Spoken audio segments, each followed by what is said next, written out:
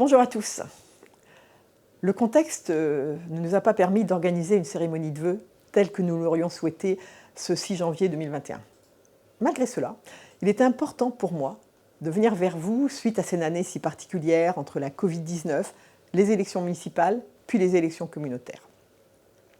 En juillet dernier, les élus communaux m'ont renouvelé leur confiance et c'est pour honorer cette confiance que je tiens à vous donner, en quelques minutes simplement, l'esprit dans lequel nous abordons les missions de la communauté de communes ainsi que les projets qui s'ouvrent à nous en 2021.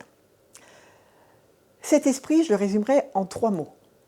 Répondre, dialoguer, prévoir.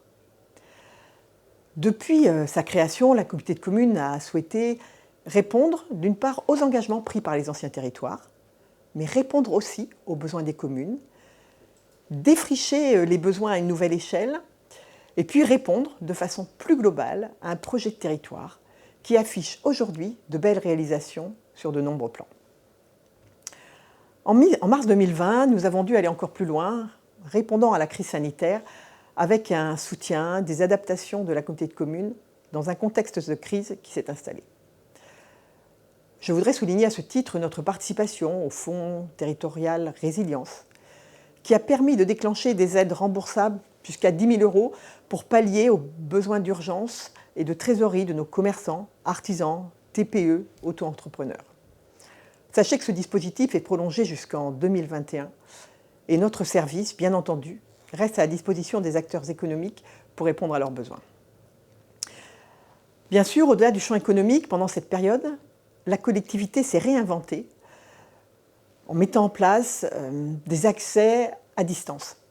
C'était le cas pour les écoles de musique, avec des cours en visio, pour la médiathèque, avec le prêt de livres à emporter.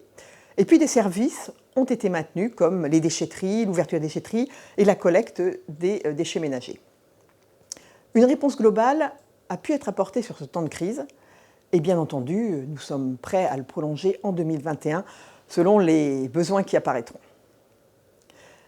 Le deuxième volet que je veux mettre en avant, et qui est la base de la feuille de route de cette année 2021, c'est le dialogue. Dialoguer, pour moi, ça signifie continuer d'avancer, co-construire avec les communes sur des enjeux d'avenir. Je vais vous en citer quelques-uns. Le programme local de l'habitat, pour répondre à une vraie problématique de logement qu'ont les salariés sur notre territoire. Le plan climat, pour répondre à l'urgence écologique et maîtriser nos énergies.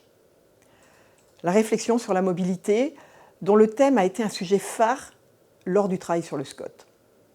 La stratégie de développement économique de la communauté de communes, le plan déchets, l'élaboration du plan local d'urbanisme intercommunal. Autant de dossiers qui vont directement impacter nos populations et que nous allons bien entendu continuer à travailler en proximité avec les 44 communes.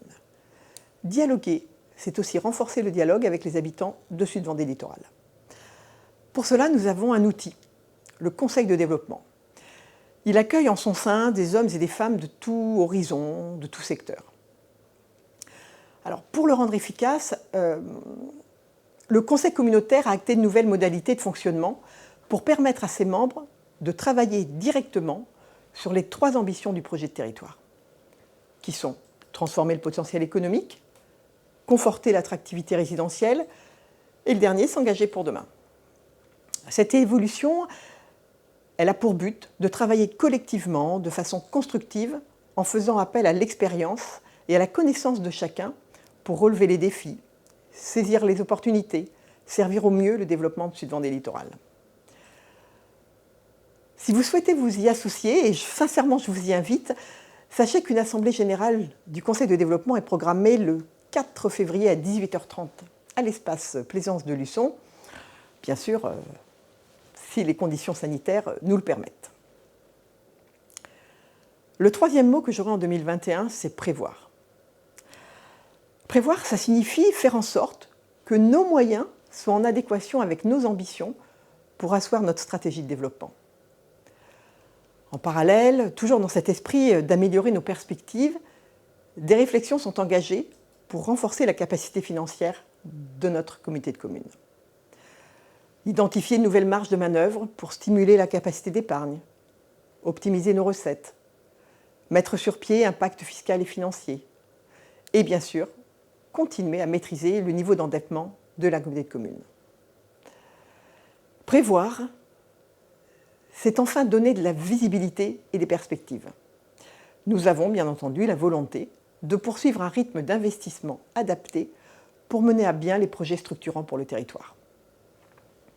L'année 2021 verra donc la poursuite des travaux de la déchetterie de la Tranche-sur-Mer, les travaux de la future médiathèque de Mareuil-sur-Lay, la construction d'un atelier relais économique au parc d'activités du Vendéopole, pour octobre 2021 normalement, le financement du schéma STAN 2, STAN 2 c'est le déploiement de la fibre optique sur l'ensemble du territoire, l'aménagement de sentiers pédestres, de pistes cyclables et bien d'autres projets encore. Répondre, dialoguer, prévoir, c'est avec cette ligne de conduite que j'engage auprès de vous ce nouveau mandat au service du territoire. À tous et à toutes, je vous remercie sincèrement de votre attention et très chaleureusement, je vous souhaite à chacune et à chacun d'entre vous une très belle année 2021 en Sud-Vendée Littoral.